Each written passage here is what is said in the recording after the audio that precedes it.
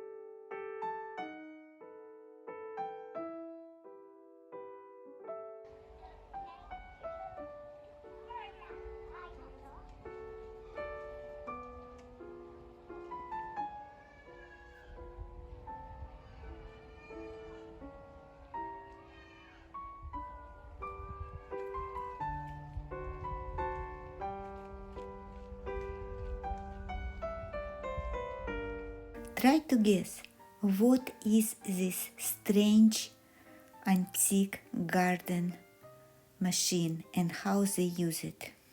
It will be very curious. Find your answers in the comment box. Thank you. Last time we found here replicas of cameras from 1920s, and each camera had image how the place looked in those days. This time we found these vintage radios, and if you press the button, you will listen very interesting program about this garden. Who's the head gardener here, Paul Green, her fellow gardener, Del Wiggins, the volunteer archivist, and finally we welcome the gardening writer, Catherine Lambert.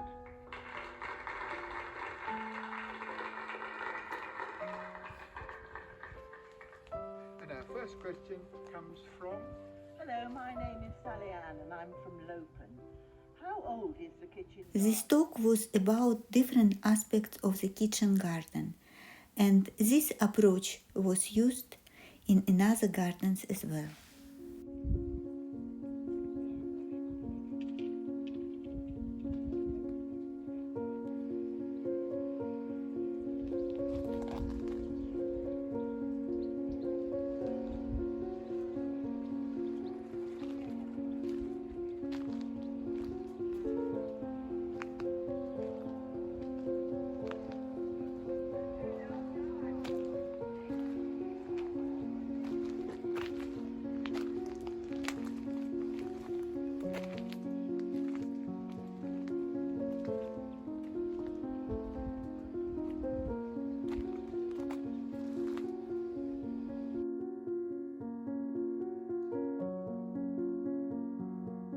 At the beginning, I mentioned what story of the place is fascinating. 1920s, time when England lost lots of great historic buildings and estates. This place in that time already belonged to National Trust, but the condition was just to cry for. Colonel Lyle rescued partially derelict 16th century courthouse in the 1920s, and he put a lot of money and efforts towards the restoration, and result just stunning. And amazing thing is what he didn't own the property, he just rented it for 100 years from National Trust.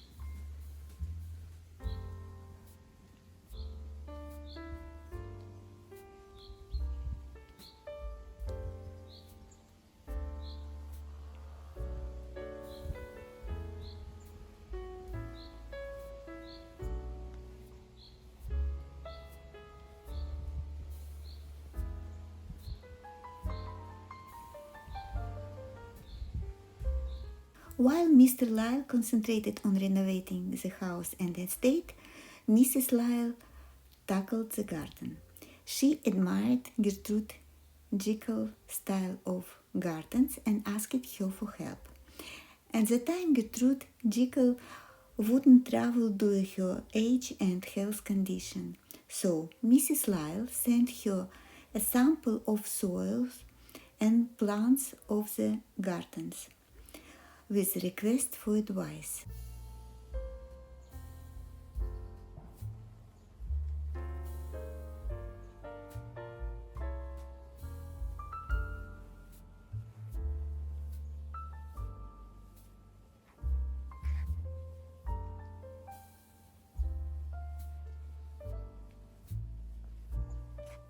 Gertrude Jekyll never visited the garden, but you could see her drawings with the suggested planting for this garden. Today we could say this garden was truly inspired by Gertrude Jekyll and created with your help.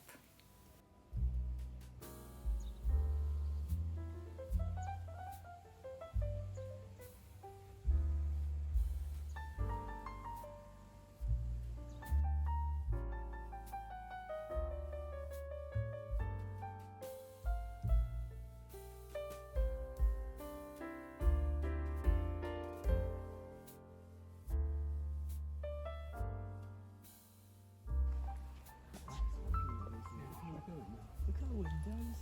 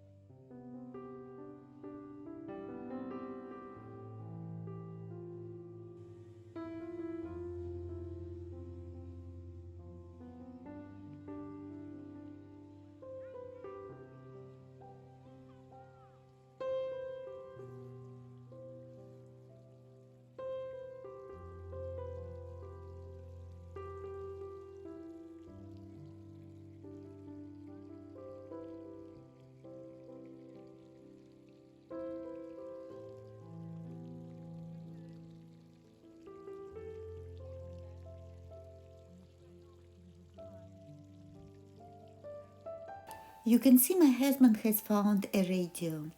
It plays a program about the garden. I found it a very interesting way of making the visit even more special. Have a listen. The original plans for the garden still exist. Dell, you're the archivist. Yes, they certainly do. There's a beautiful watercolour of the master plan for the gardens hanging in Strode House for all of our visitors to see. It's a wonderful arts and crafts piece of work. Jekyll, who was a famous designer at the time, obviously when she was asked to do this work by the Lyle, all of her plans were bought by another gardener, a garden writer, Beatrice Farrand. And after that, they were all sent to to Berkeley, the University of California. And those garden plans included some very complex ideas for the South Lawn and the East Garden. They were never completed, I'm glad to say, because several years ago when we did a geophysics survey of the area of the East Lawn, we found wonderful evidence of a 19th century, well, late 18th century, early 19th century water garden. Thank you, Dale. Next question. I'm Bernard from Ilchester. How much did Lyle's own tastes influence the design of the garden? Well, that's a good question. Catherine. Well, the short answer is a great deal. It was Elsie Lyle, the Colonel Lyle's wife, who was the real driving force behind both the planting and also rather bravely reworking some of Gertrude's plans. Of all the gardens, the lily garden really remains the truest to the Jekyll scheme. The long border she plunged in entirely on her own. I think it's a great shame that the Lyles and Jekyll didn't have managed to develop a proper designer-client relationship. I can imagine a real friendship and respect between them. They were all lovers of nature and of architecture, of rural crafts and old tools, and they were clearly all terrific company. Gertrude Jekyll was a bit old by then. She was old, but she remained a tremendously charismatic person right up to her death at the age of 89. Well, thank you, Catherine. Next question. Hello, I'm Kate from Wells. Have the public always been allowed to visit the garden? Back to you, Dale. The gardens were first opened in 1932, and apart from during the war, they have remained so ever since.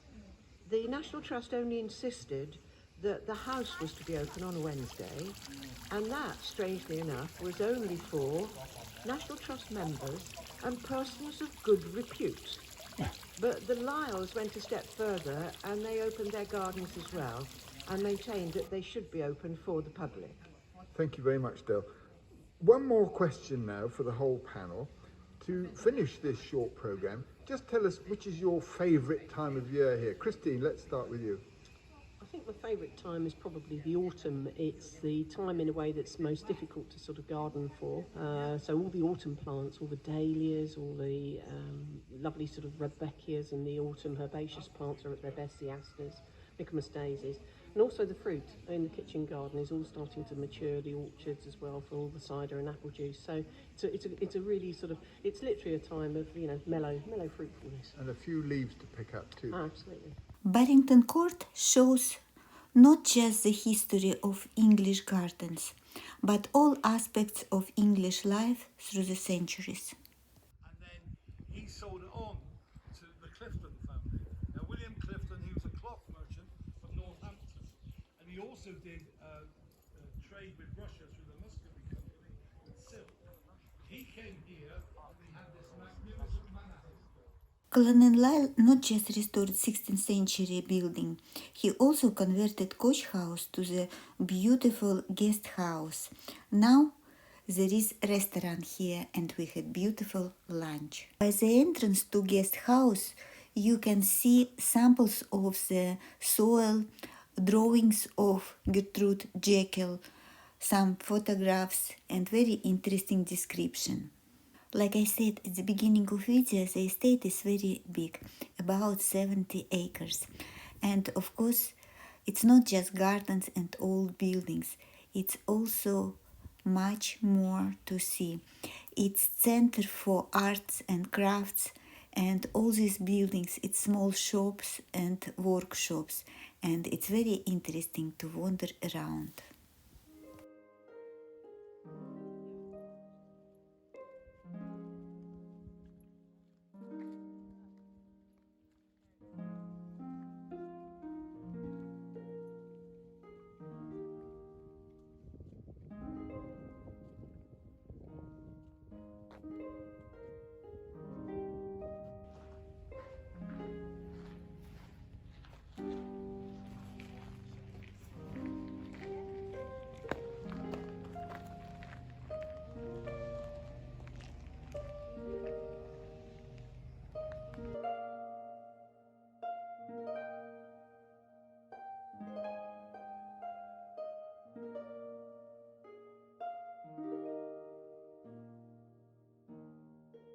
Thank you very much for watching.